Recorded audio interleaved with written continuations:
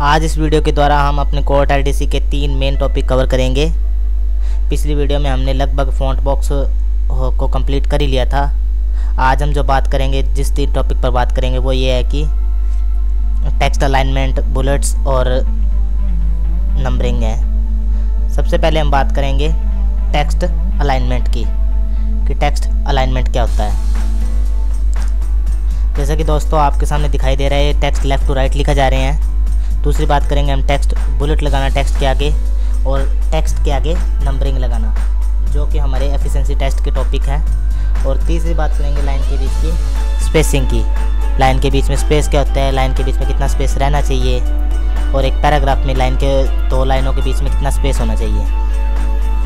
तो इसके लिए सबसे पहले हमारे पास कोई एक पैराग्राफ लिखा होना चाहिए, जैसा कि आपको वहाँ पर कोर्ट एलडीसी या स्टेनो की जिसकी भी आप तैयारी कर रहे हो उस एफिशिएंसी टेस्ट में आपके सामने होगा। जैसे कि एक पैराग्राफ है मेरे पास, एक रैंडमली कोई भी पैराग्राफ उठा लेते हैं। जैसे मैं एक पैराग्राफ टाइप करता हूँ,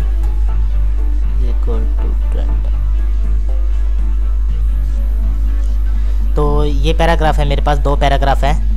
इन पैराग्राफ के आप एंड में देख सकते हो। जैसे कि मैं सबसे पहले आपको अलाइनमेंट के बारे में बताता हूँ। जैसे मैं यहाँ पर एंटर देता हूँ एक बार, और ये वीडियो लेफ्ट में लिखा हुआ है।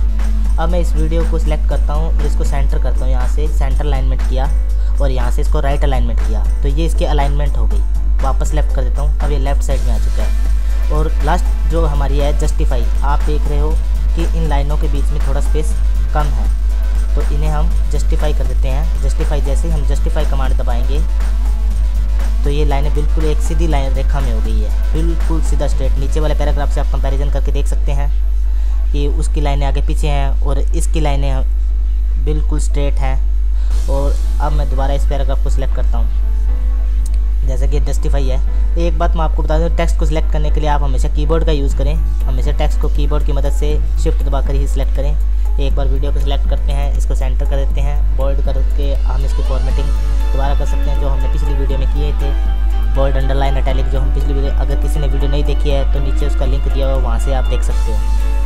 तो अब एक ये पैराग्राफ बहुत बढ़िया डिज़ाइन हो चुका है। जैसे दूसरे पैराग्राफ को मैं जस्टिफाई कर देता हूँ, यहाँ से जस्टिफाई किया तो एक बिल्कुल स्ट्रेट हो चुका है लास्ट में, तो ये इसकी अलाइनमेंट हो गई। अब बात करते हैं हम टेक्स्ट की बुलेट्स और नंबरिंग की। टेक्स्ट के आगे बुलेट लगाना और नंबरिंग लगाना।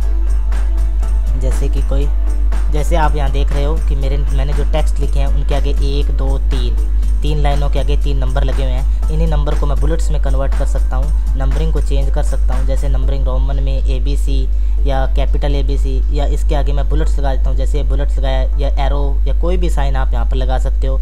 इसी चीज़ को कहते हैं टेक्स्ट के आगे बुलेट या नंबरिंग, ठीक है। तो ये इसके आगे फ़िलहाल बुलेट्स रखते हैं, जैसे बुलेट लगाया। इसी चीज़ को हम दोबारा रिपीट करते हैं नीचे जाकर एक बार।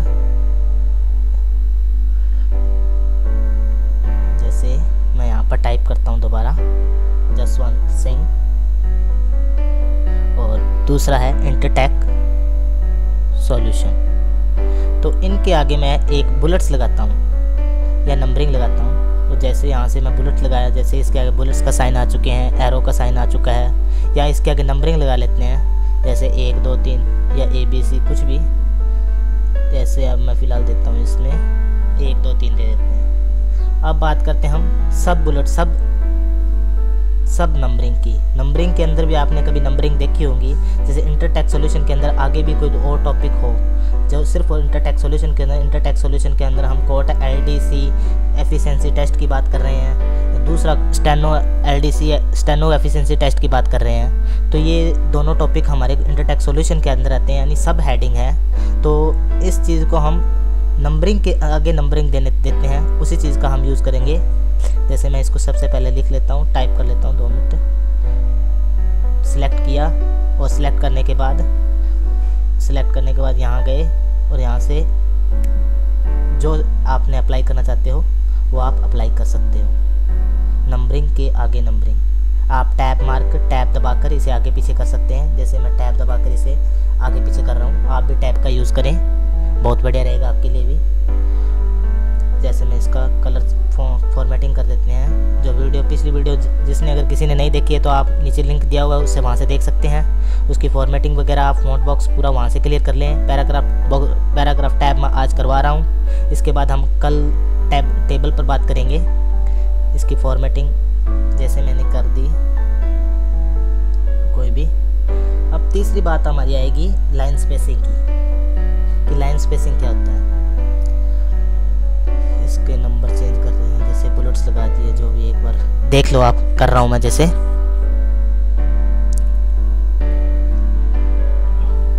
सही कर देते हैं एक बार। तो अब आपके सामने मेरे जो पैराग्राफ है, जो कि मेरी जो डिज़ाइनिंग आपके सामने है मेरे टेक्स्ट की, उसको अब हम लाइन स्पेसिंग पर आते हैं। हमारा तीसरा टॉपिक है, जैसे इसकी लाइनों के बीच में स्पेस कितना है। फ़ॉन्ट इसकी 16 है, अगर इसकी लाइनों के बीच में आपने स्पेस बढ़ाना है तो इस बटन की मदद से आप यहाँ से लाइन स्पेस बढ़ा सकते हो।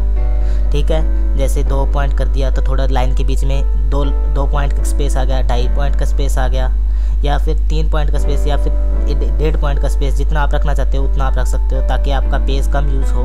अगर कोई डॉक्यूमेंट आपका 2 पेज में जा रहा है, उसको आपने 1 पेज में कवर करना है, तो आप लाइन स्पेसिंग की मदद से बहुत आसानी से उसे 1 पेज में कवर कर सकते हो। यही दिक्कत सबसे ज़्यादा वहाँ आएगी। कई बार ऐसा होता है कि आपकी पेज 2 पेज में चला जाता है और सामने दिया हुआ पेज 1 पेज में होता है। इस वजह से कईयों को पता नहीं होता। लाइन स्पेसिंग की मदद से आप बहुत आसानी से इसे 1 पेज में कर सकते हो। तो दोस्तों, इस वीडियो में हमने टेक्स्ट अलाइनमेंट और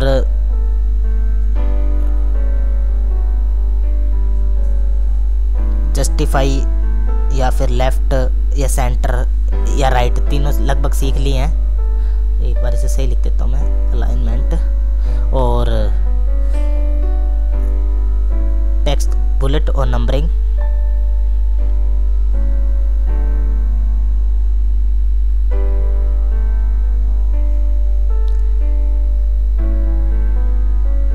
और तीसरा हमारा है लाइन स्पेसिंग। ये तीनों टॉपिक लगभग हमने अपने इस वीडियो के द्वारा कवर कर लिए हैं। नेक्स्ट वीडियो में हम सीखेंगे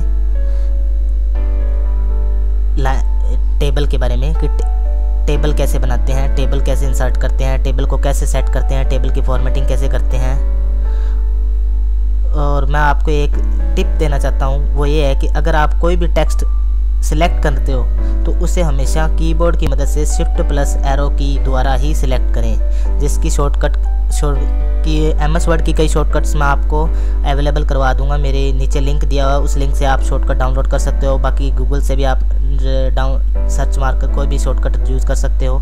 Shift+Arrow की द्वारा ही हमेशा टेक्स्ट को सिलेक्ट करें, और शिफ्ट और होम एंड एंड की द्वारा ही आप टेक्स्ट को सिलेक्ट करें, ताकि आप बहुत जल्दी आप टेक्स्ट को सिलेक्ट कर पाओगे। हम पिछले टॉपिक कवर करते हैं थोड़ा। जैसे मैं इसको सिलेक्ट करता हूँ और इसकी फॉर्मेटिंग करता हूँ, टेक्स्ट का कलर चेंज करता हूँ। जैसे मैंने यहाँ से टेक्स्ट का कलर चेंज किया और इसे भी सिलेक्ट करता हूँ। शिफ्ट दबाकर, शिफ्ट कंट्रोल दबाकर लेफ़्ट एरो दबाया और इसको सिलेक्ट किया और इसकी चेंज किया मैंने। पहले मैं इसका कलर वाइट कर देता हूँ और फॉर्मेटिंग येलो होगी, ये तो दोबारा सेलेक्ट करना पड़ेगा। इसे दोबारा सेलेक्ट किया और यहाँ पर जाकर और सिलेक्ट करा, और अब मैं फॉर्मेट पेंटर का यूज़ करके इसे सिलेक्ट करके इसकी फॉर्मेटिंग पेंट करता हूँ। फॉर्मेट पेंटर का यूज़ करके और Shift+Home इस बटन पर मैं फॉर्मेटिंग पेंटर का यूज़ करके इसकी सेम टू सेम फॉर्मेटिंग कर सकता हूँ। तो दोस्तों, ये मेरी आपको टिप है कि आप कीबोर्ड का ज़्यादा से ज़्यादा यूज़ करें, ताकि आप जितनी जल्दी एफिशिएंसी टेस्ट को बहुत आसानी से कवर कर पाएंगे, बहुत आसानी से आप उसे अच्छे नंबर स्कोर कर पाएंगे। लगभग